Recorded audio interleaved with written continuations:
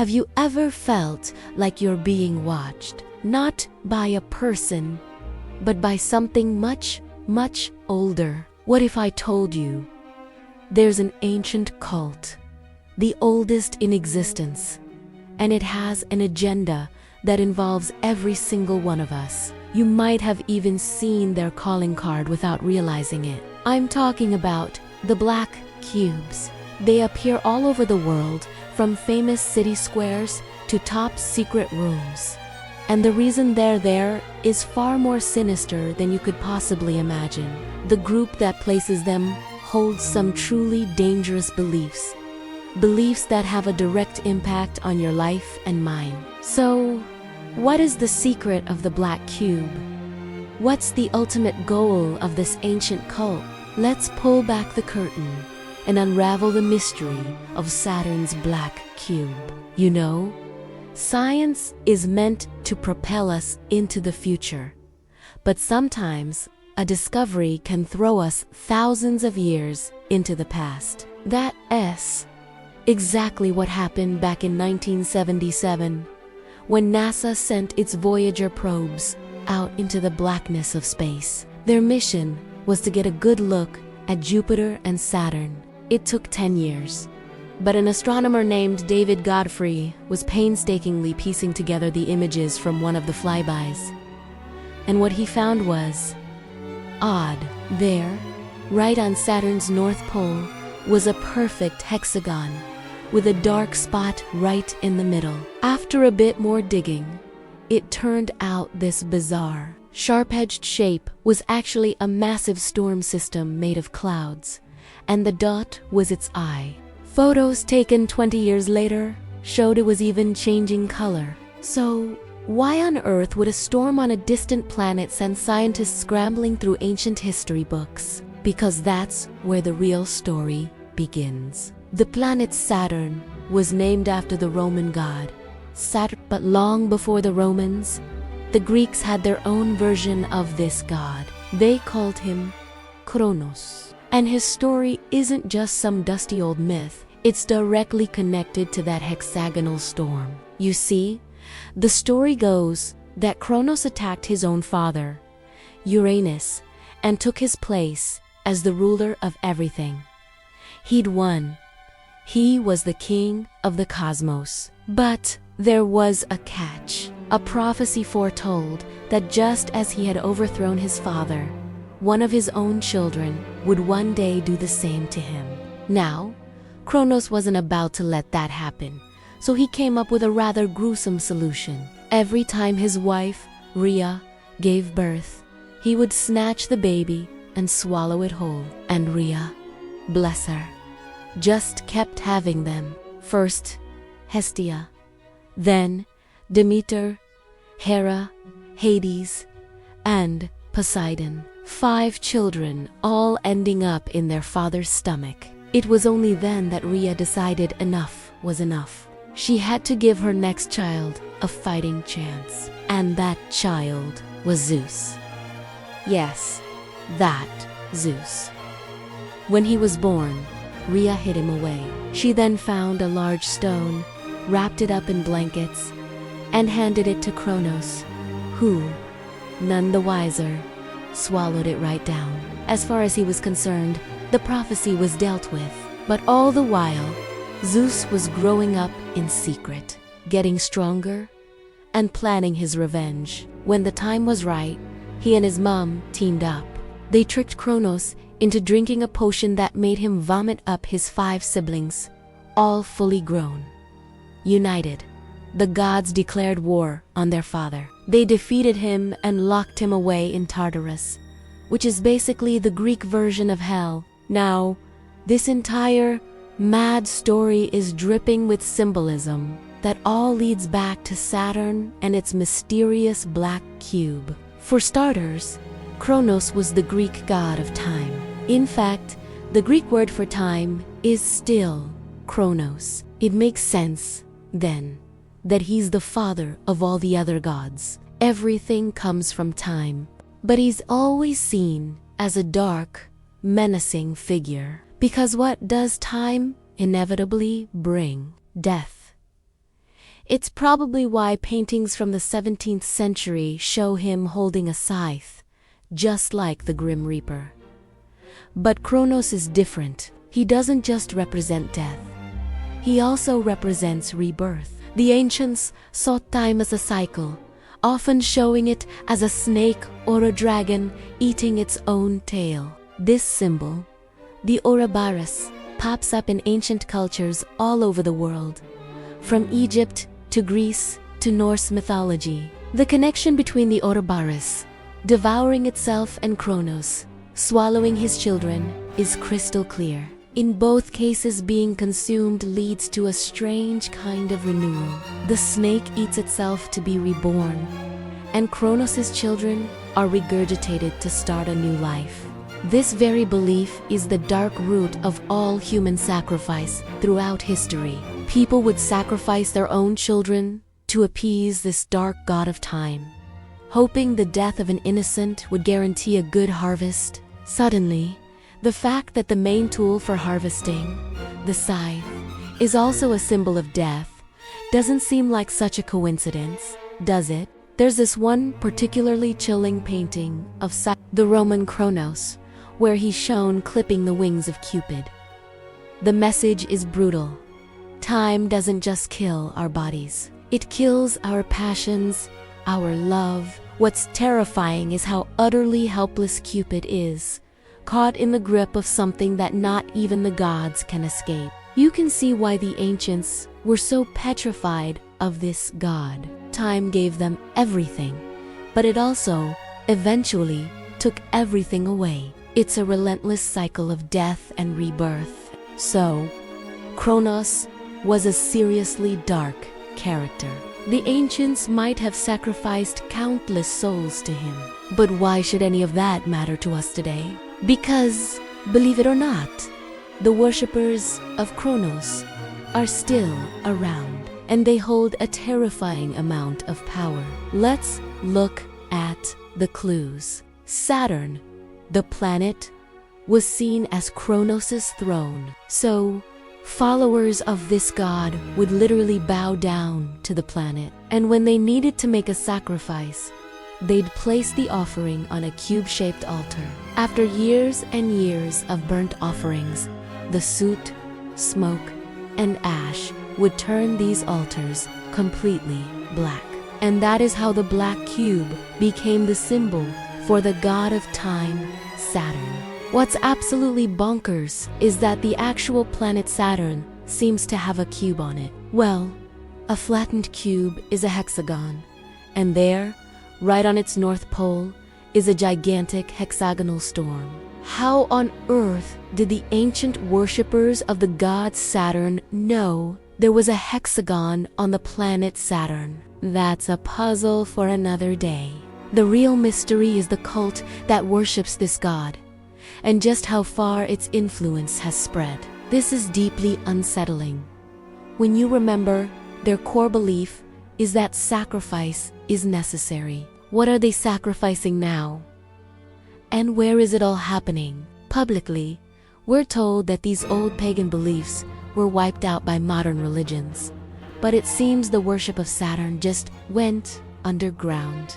The names Kronos and Saturnus were swapped out for a single, silent symbol that you can still find all over the globe, the black cube. And once you start looking, it's impossible to miss. You'll find them in public spaces, like that strange, ominous cube in New York.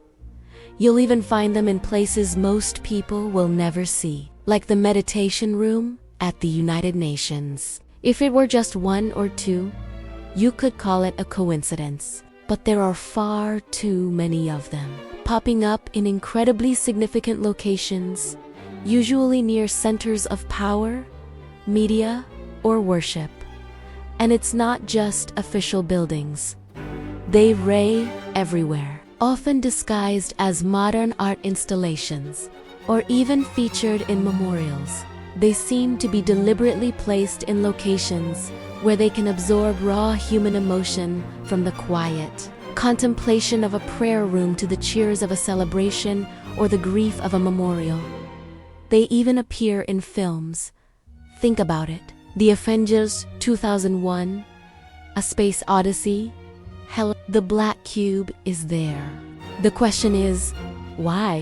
Why do these black cubes appear in so many places across so many years? Why are they portrayed in films as objects of immense power or alien origin? And why, of all things, is there a cube-like storm on the planet that a time-worshipping cult held sacred? As we dig into the theories, I want to start with my personal favorite, the theory of the cult of Saturn. The idea is simple. The global presence of these black cubes is no accident. It all points back to a single, powerful cult with international reach. We know for a fact that a cult dedicated to Saturn existed. They saw him not as evil, but as a necessary part of reality, the force of time, death, and change. The theory suggests that when the old pagan religions were pushed aside, this cult simply went into hiding. Its members passed down their beliefs through generations, all while blending in, adopting whatever the fashionable religion of the day was. They waited, patiently accumulating power until they could pull the strings of governments, start and end wars, and, most importantly, shape our entire culture. This connects to all sorts of conspiracies about secret societies and shadow governments, but what makes the cult of Saturn unique is their worldview. They see our existence as a prison, trapped within the cycle of time. It doesn't matter how free you think you are, you can never escape time. Your life begins and your life ends, all within its relentless flow. You are, in their eyes, trapped. The black cube is the symbol of this prison reality. Think about it. Most spiritual paths are about trying to break free from this material world to reach for something higher. But the followers of Saturn have a completely different view of humanity's purpose. They believe being trapped in time is a good thing. They believe limitation is essential because, frankly, humanity can't be trusted with anything more. They look at the story of the Tower of Babel, where humanity tried to build a tower to heaven and was punished for their arrogance. And they do UNC, a warning against pride. They see proof that we should never try to rise above our basic animal nature. To them, trying to escape this earthly existence is the real sin. They believe this is all we deserve. So, the cult's goal is to hijack culture, politics, and religion to enforce materialism. If you've ever felt that society is becoming less spiritual, more shallow, more obsessed with meaningless consumption, well, the cult of Saturn could be the reason why. What I find so compelling about this theory is that it feels so possible. We live in an age where everything feels disposable, where values are shifting at lightning speed, and where chasing money and fame seems to be the only thing that matters. It makes the theory feel disturbingly real. But real can be a bit boring. So let's dive into something truly mind-bending. The simulation theory.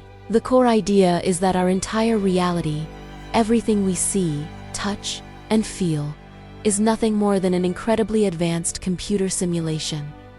How is that even possible? Well, the argument is that we are simply programmed to perceive it as real, that ultimately, we're all just characters inside a cosmic computer game.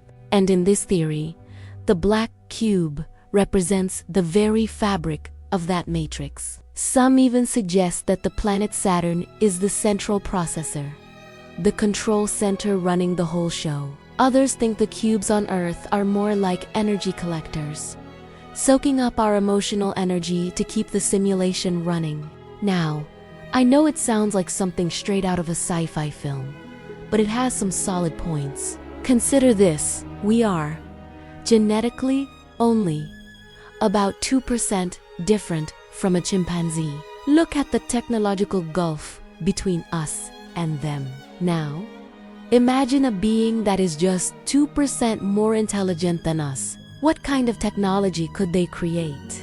If we can build immersive virtual reality games with AI characters, it is not a huge leap to imagine that a superior intelligence could design a simulation where we are the AI characters. And if that were the case, we'd never know. This simulation would be the only reality we've ever known. It's a dizzying thought, but it just might be the truth. A slightly less out there version of this is the dimension jumping theory, which a surprising number of physicists are actually open to. This theory proposes that our reality has higher dimensions that we simply can't perceive or access. Picture our entire universe as a single page in a book. A higher dimension would be the book itself. An even higher one would be the bookshelf. And you could keep going from bookshelf to library and beyond. The existence of higher dimensions is an idea that most physicists are on board with. The theory, however, takes it a step further. It suggests we might actually be able to jump from our reality into a higher one. Imagine a 2D cartoon character on a piece of paper suddenly stepping off the page and into our 3D world. It's almost impossible to comprehend. But some scientists believe we could do it if we could just build a portal that many believe would look like a cube. And they believe this portal is already being worked on. Not only that, but the people building it are subtly manipulating all of us to accept the massive change that is coming. It's no secret that films and TV shows are used to get us used to new ideas. Back in 1968, the film 2001, A Space Odyssey came out. The very next year, we landed on the moon. People weren't shocked. They were excited. The film had primed them for it. It's the same pattern with every major leap. Smartphones, AI, you name it. They roll it out in fiction first to make it feel familiar, to prepare the public. What you see on screen is often a carefully crafted message, nudging society in a certain direction. With that in mind, just think about the countless films where a cube is shown as a gateway to transformation and incredible power. We just mentioned the monolith in Space Odyssey. Then you've got the lament configuration box in Hellraiser. A more recent one is the Tesseract in the first Avengers film. In each case, this cube is central to the plot. It can open portals, bend space and time. It's exactly the kind of power we would need to escape our dimension. But what if the people in charge aren't trying to help us ascend? What if they want to enslave our consciousness instead? This brings us to the final, and frankly, the most terrifying theory of all. The cubic singularity. It's scary because it feels so close to our current reality. In this scenario, the black cubes are a symbol of a project happening in the shadows, a group of the world's most powerful people are building a colossal quantum computer with one goal: to enslave the consciousness of every person on Earth. It hits a nerve, doesn't it? The moment you open TikTok or Instagram, you're already having your consciousness hijacked by a digital algorithm. Your free will is easily defeated by a platform designed to addict you. Now, imagine an algorithm 100 times more powerful. You would literally spend your entire life plugged into it. Quantum computers could be millions of times more powerful than today's best supercomputers. The algorithms running on them could trap us all inside one giant, inescapable mega-algorithm. And here's the really creepy part. Almost every revolutionary computer began as a black cube. The next cube, which Steve Jobs worked on, was one of the most advanced computers of its time. Right now, D-Wave's quantum computers are at the absolute cutting edge of technology. And yes, they are also shaped like giant black cubes. Whether these machines will be used to trap our minds isn't even really a question anymore. Every single tech company is in a war to monopolize your time and your attention. The only theoretical part is the motive. Why are the powers that be so determined to turn us all into semi-conscious zombies? Well, it's exactly what the worshippers of Saturn want. They want humanity to submit to its animal instincts, to stay trapped in this material world, forever looping in time.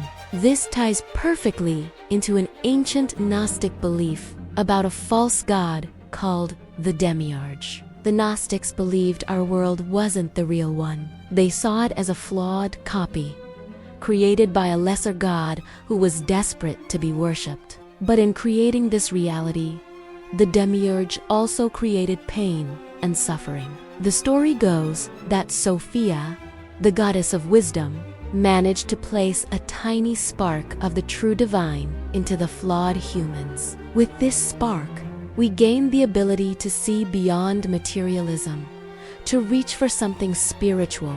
But we were also left with our animal nature, constantly pulling us back down. For the Gnostics, all of human history is just one long tug-of-war between our higher and lower selves. And in this theory, the cult of Saturn is actually the cult of the Demiurge. They worship the false god, and they believe that any human trying to achieve spiritual enlightenment is arrogant and must be stopped. That's why they work tirelessly to promote soulless consumerism and materialism. The black cube is just their symbol of power, a constant reminder that we are trapped in their reality.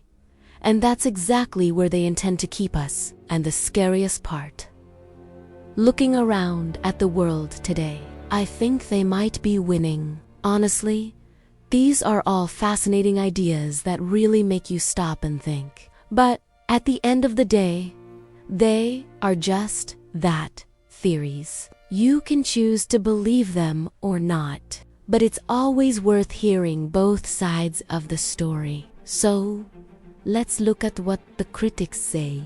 For a start, they argue the link between the black cube and Saturn is pretty flimsy. Traditionally, the symbol for Kronos or Saturn was the scythe. The idea that his cult later adopted the black cube is based on guesswork.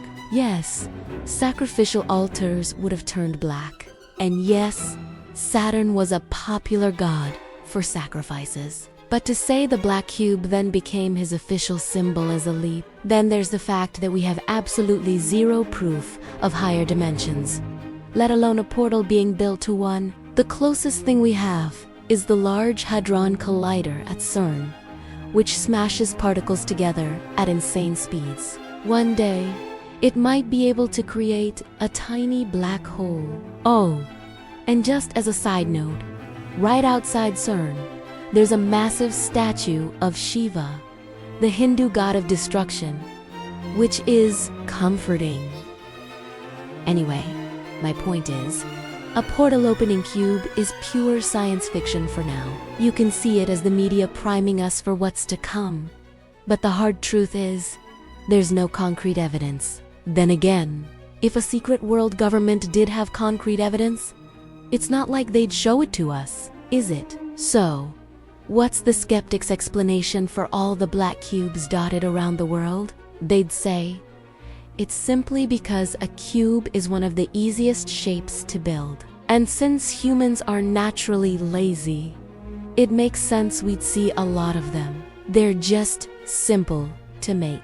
As for that hexagon, on Saturn, they believe it's perfectly normal for geometric patterns to appear in nature, and it has absolutely nothing to do with cubes here on Earth. So, the question is, which explanation do you find more believable? Let me know what you think. Personally, I find it incredibly strange that we all just meant to accept the same black cube appearing in so many important places without even questioning it, especially when there's so much dark mythology surrounding it? If you ask me, the skeptic's explanation sounds even more unbelievable than all the conspiracy theories put together.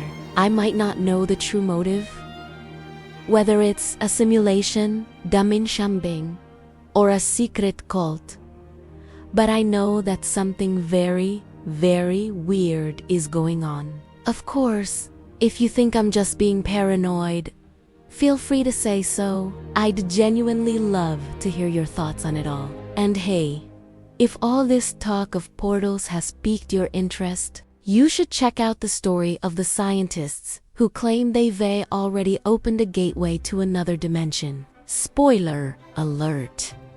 They were successful. Thanks for watching. If you liked it, please like, comment, and subscribe. I'll see you in the next video. Bye!